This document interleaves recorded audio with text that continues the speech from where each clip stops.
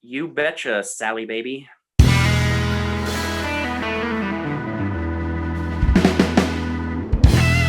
What's up, everybody? Welcome back to Listography.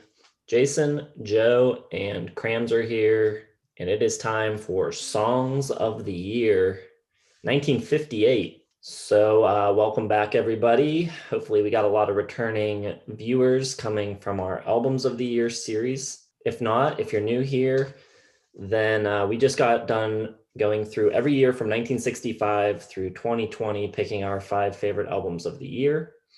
So go check out all those videos. We had a lot of fun doing it. And I think it really helped sort of build up the channel. We got a lot of returning people watching that and playing along.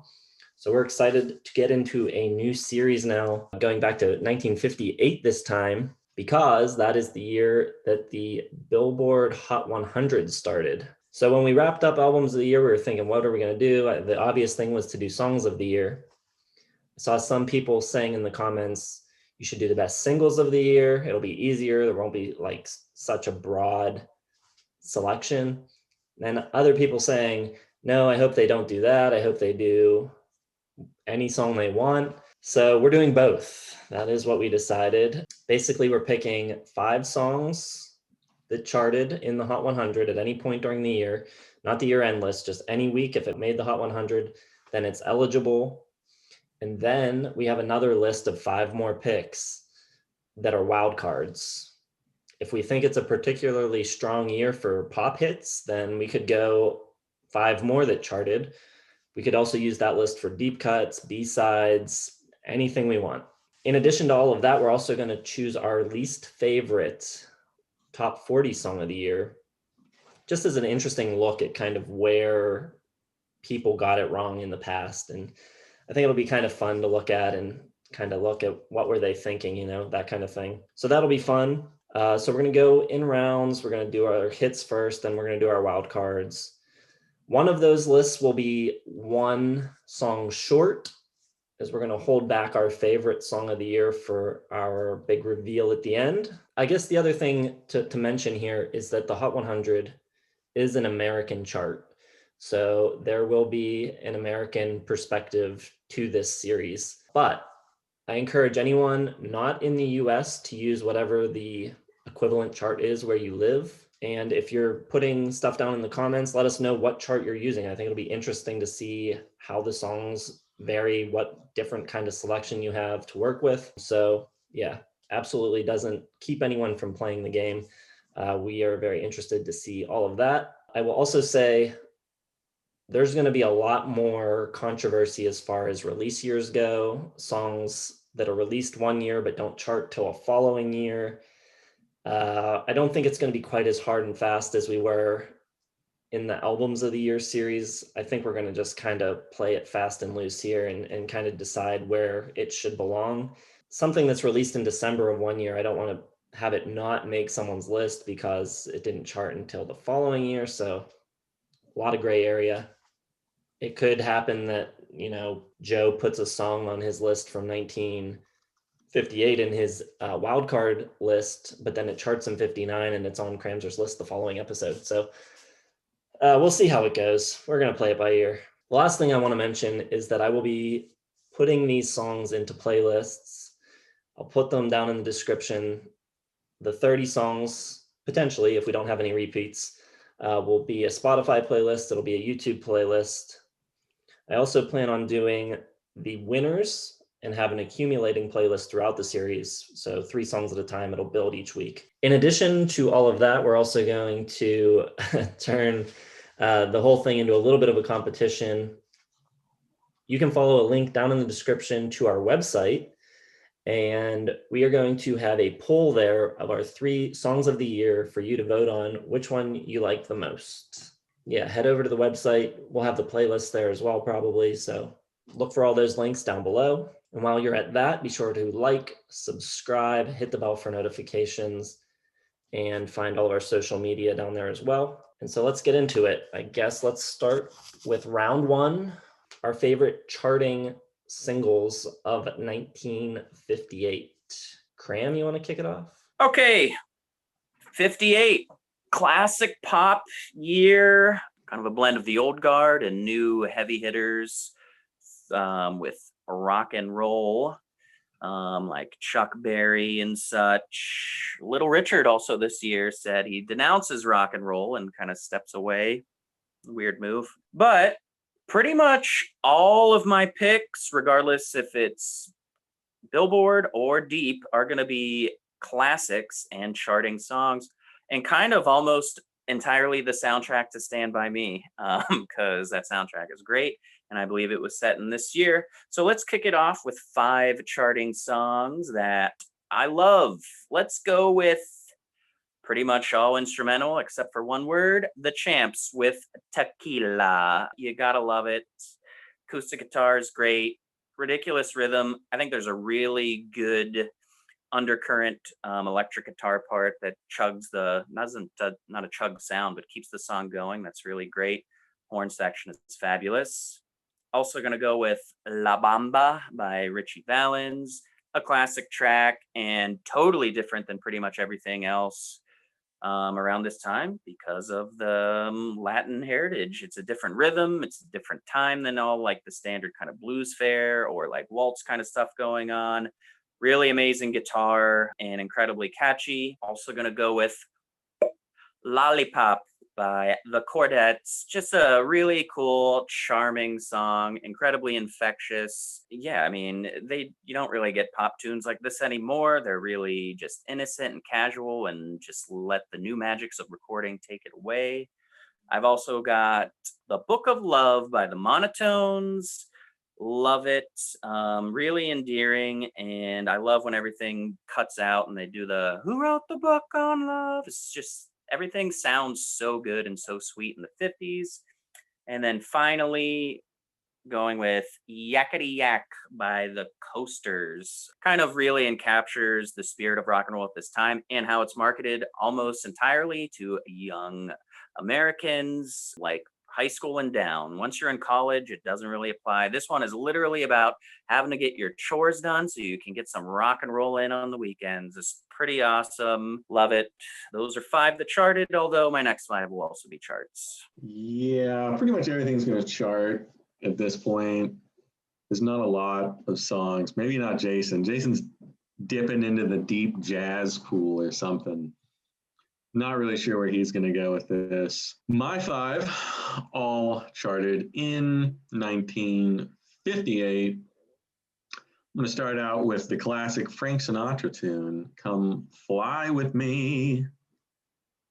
Classic in a bunch of movies. He's got a great voice, and he was still big in 58.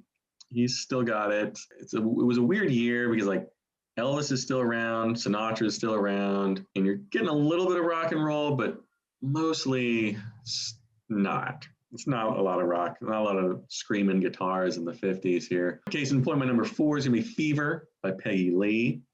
It's a real sexy little tune, jazzy, just, yeah. Great tune there.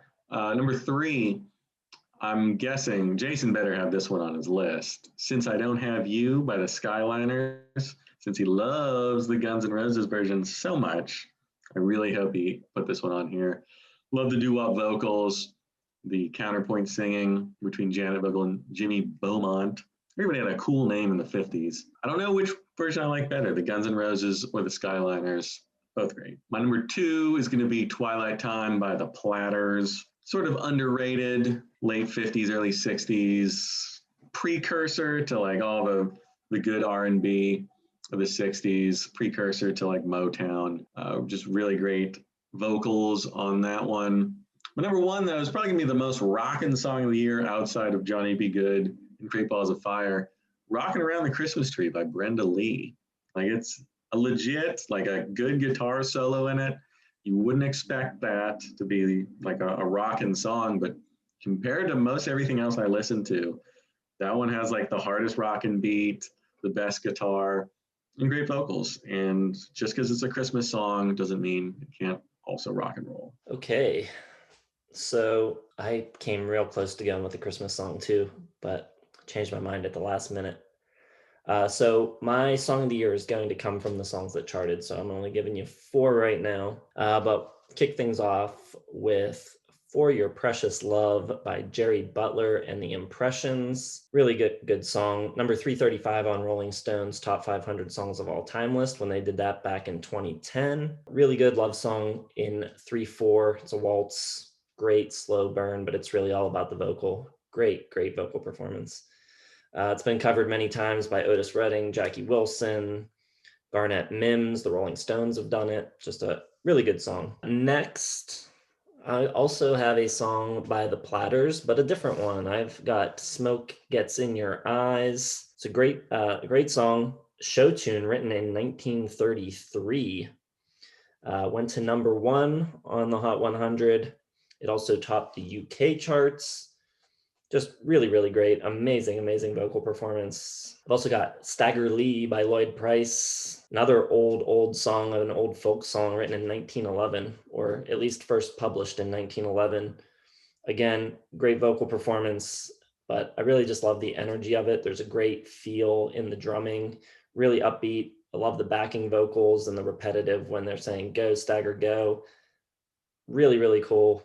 And probably one of the most fun songs about a murder ever. So also going to go with Try Me by James Brown. This went to number 1 on the R&B charts, number 48 on the Hot 100. And interestingly, it was partly inspired after he heard For Your Precious Love, which made my list. Just tremendous vocal performance. You can really feel the pain in his vocal delivery. Awesome stuff. So those are going to be my 4, and I'll let you know what the 5th one is in a little bit. Ooh. Wow. What a Hitchcockian cliffhanger you're giving us. All right. More from me. I'm going to give you 4 more. And I'm going to throw in one that Joe mentioned but didn't pick. It's got to be Great Balls of Fire by Jerry Lee Lewis, rocking the shit out of the piano like no one has ever heard. Love the middle section when he does the hold me baby. Woo! It feels good. I will take Jerry Lee, Chuck Berry over Elvis every day of the week. I am not a fan of Elvis. I'll just throw that out there because we've never really talked about him on the channel. I think he's full of crap. I think he is just a produced megastar. He's garbage. Fight me. I don't care.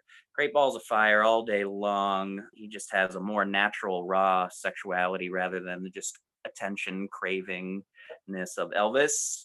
Also going to go with a great Phil Spector tune, To Know Him Is to Love Him, done by the Teddy Bears.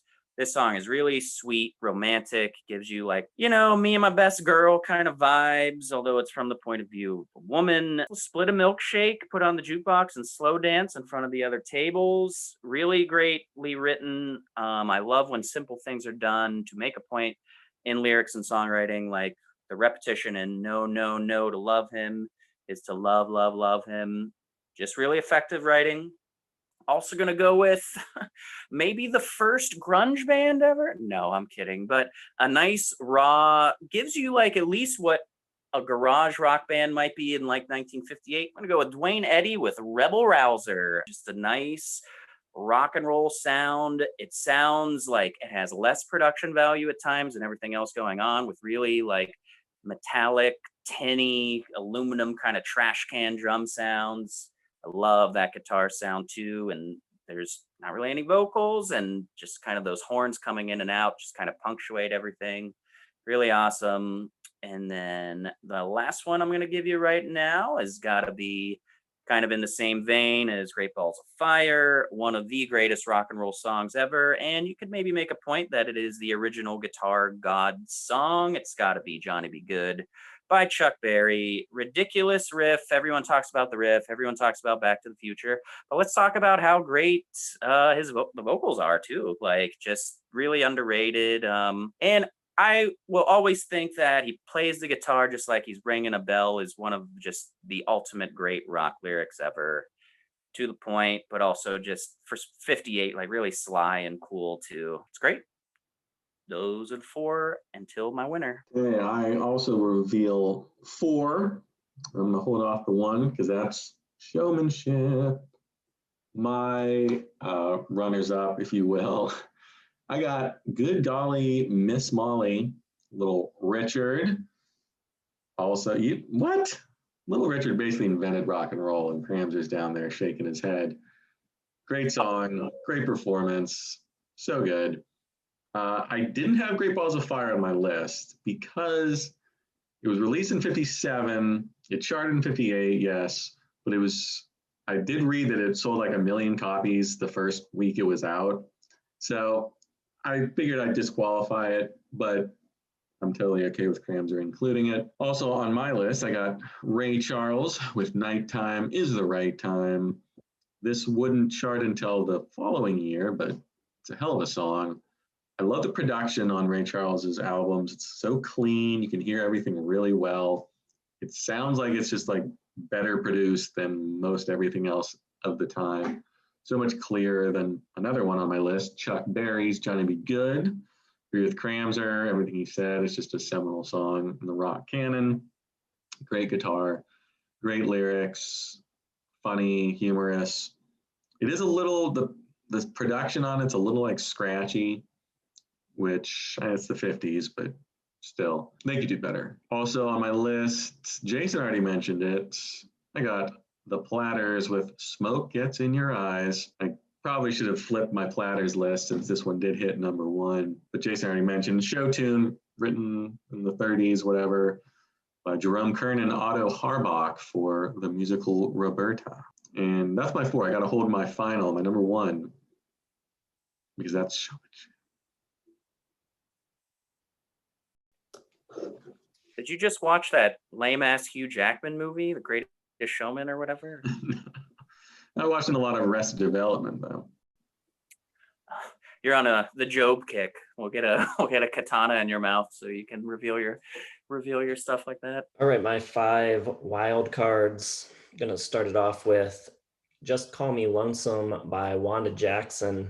Really cool kind of country rock song.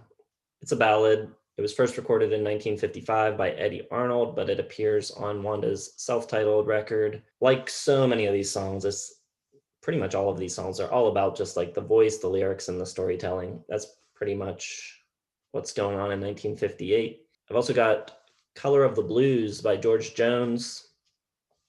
Really great country song. Didn't hit the Hot 100, but it went to number 7 on the country charts.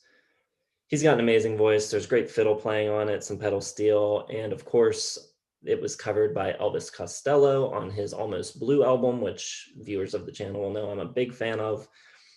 So yeah, great song. And then Joe is right. I am dipping a little into jazz. I think the late 50s and early 60s is a great era for jazz music. And even though I don't listen to a ton of it and don't know a ton about it, I do enjoy it from time to time. Going to go with You're My Everything by Miles Davis from his Relaxin' with Miles Davis album. With his quintet, you got Miles Davis, John Coltrane, Red Garland, Paul Chambers, and Philly Joe Jones, just all-star heavy hitter jazz players. Really great, nice kind of melodic ballad. It's just all feel and all mood. One more jazz tune on my list. I'm going with Autumn Nocturne by Lou Donaldson. This is on Blue Note from his record Blues Walk, which is considered his masterpiece. And I just really, really love the melody and the feel of this song. It's really, really nice. And then lastly, I'm going to go with The Very Thought of You by Nat King Cole. It's one of my favorite voices ever. His voice is so amazing. But on this track in particular, the orchestration by Gordon Jenkins is unbelievable, and it sounds so good. Hard to believe it was recorded all the way back in 58 because it just sounds so, so good. And there's like this really dreamlike orchestration at the beginning. It's really, really cool. Love it. So those are my 5. I'm with Jason. I like jazz a lot, but not nearly as much as other stuff. And kind of like how I talk about the blues, I very much prefer it live. You know, there's a lot of great jazz lounges and stuff here in Chicago.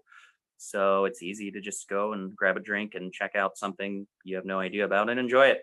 All right, worst song of 1958 for me, even though I love taking baths, it's got to be Splish Splash by Bobby Darin. I don't know why I've always hated this song.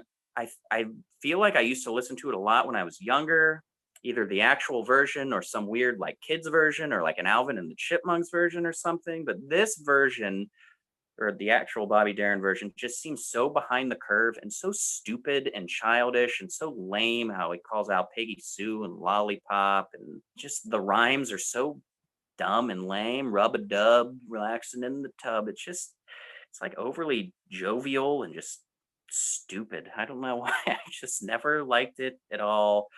Can't stand it. And it gets stuck in your head is the worst part. And yeah, that's it. That's a good one for worst song. It was actually written as a joke, sort of. I believe DJ Murray the K bet Bobby Darin he couldn't write a song that began with Splish Splash, I was taking a bath. And he showed him, because that went to number 1, I believe, or number 3. I think we talked about it earlier. But yeah, that song's not great. But I think my song is worse. And as much as I love Shrinking Heads, my worst song of the year has got to be Witch Doctor by David Seville. Terrible. His version sucks. The Chipmunks version is better. Still sucks. My daughter likes to listen to it a lot. Can't stand it. Terrible song. You have a lot of these bad novelty songs in the late 50s, early 60s. So there's going to be no shortage of terrible top 40 to choose from. I will say that even the very worst of 1958 isn't really that bad. I could listen to it. But for my pick, I'm going with Left, Right, Out of Your Heart, High Lee, High Low, High Lup, Up, Up by Patti Page. Peaked at number 13. It's kind of a novelty song. It's got like this military march thing going on. It's about a Marine. So the left, right, out of your heart is kind of like the marching. That's the whole song, basically. Not great. All right. It's time to reveal my favorite song of 1958. It's one that Joe already picked this one, but it is Fever by Peggy Lee. I love it. It's different than everything else I mentioned so far. It's got those low-key, seductive martini jazz kind of vibes, tremendous upright bass. Everything's really held back. Her vocal performance, just amazing. Love the way that she's so sultry and just seductive with it. And the way she says fever so quickly and it just kind of like dissipates really like softly. And it's just got like a nice, put on a robe, have a martini, snap along. I love it. I think it's just kind of a masterclass of style and mood.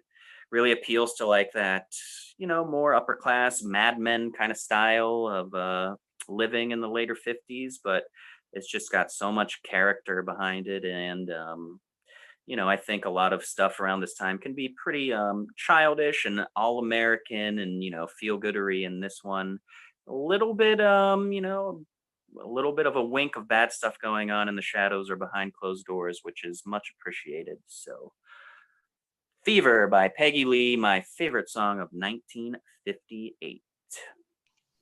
All right. My favorite song of 1958. An interesting story behind this guy, because he would become a huge country star in the 60s and 70s. But here, early in his career, he was a Elvis impersonator, basically. And he wrote this one when he was still trying to be a rock star. I got It's Only Make Believe by Conway Twitty. Cramsey talked about not liking Elvis. I'm not a huge Elvis fan. I prefer Conway Twitty's brand of Elvis. And this is just a really good song. I like Conway Twitty a lot. He might show up again on my list.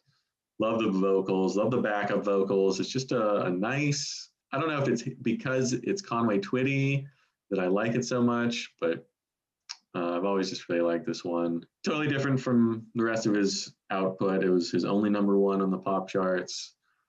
And I don't know, he out Elvis's Elvis on this one, and it works for me. All right, my song of the year for 1958 comes from a duo. We've got All I Have to Do Is Dream by the Everly Brothers. Great harmonies. Love their voices together, the way they blend. This song was written by Boudleaux Bryant, famous songwriter. It's got the amazing, legendary Chet Atkins on guitar. And it was the only song ever to be number one on every different Billboard single chart simultaneously. And I believe what that means is that prior to the Hot 100 starting in August, they had separate charts for radio play, sales, and jukebox plays. So I think it topped all of those at the same time. It ended the year as the number 2 song of the year, and it returned to the charts in 1961. The Rock and Roll Hall of Fame named it one of the 500 songs that shaped rock and roll. Just an amazing song, a classic. So got to be my pick. Surprised Joe didn't mention that one, and I almost said out loud that I was surprised that neither of you guys picked it, but then I had a feeling someone would. It's a good song, no doubt. Everly Brothers never really did it for me. I don't know why. I find them a little hokey. That's probably their best though. That's a good song, but it wasn't on my top 10. All right, so that does it. Episode 1 in the books. We've got over a year to go, so it's going to be a while. It's going to be a long haul every Friday, so keep checking back. If you haven't already, hit the like button, subscribe, hit the bell for notifications, and check down in the description for links to all of our social media. Any thoughts or notes before we go? It'll be interesting once we get into the mid to late 60s when our love for albums kind of kicks in. It'll be, and then the further down the line, the billboards are not going to have a lot of contenders for me as my favorite song of the year. So it's a weird time here in the 50s. I got to work on my methods for assembling this because I put in probably 10 times the amount of time into figuring these songs out as I did albums. But there's just so many songs. It's like hard to cover all the bases. If you don't vote for me, get a knuckle sandwich. Joe's sandwiches come with gluten-free bread, so you definitely don't want that sandwich. They're terrible. I would like to see you guys do a little bit more research into catchphrases and colloquialisms of the 50s. So come on, guys. Get with the program. You betcha, Sally baby. All right. Well, I hope you enjoyed the first episode of Songs of the Year. It's going to be a long, fun ride. Hope you're in for the long haul. So, we will see you in 1959.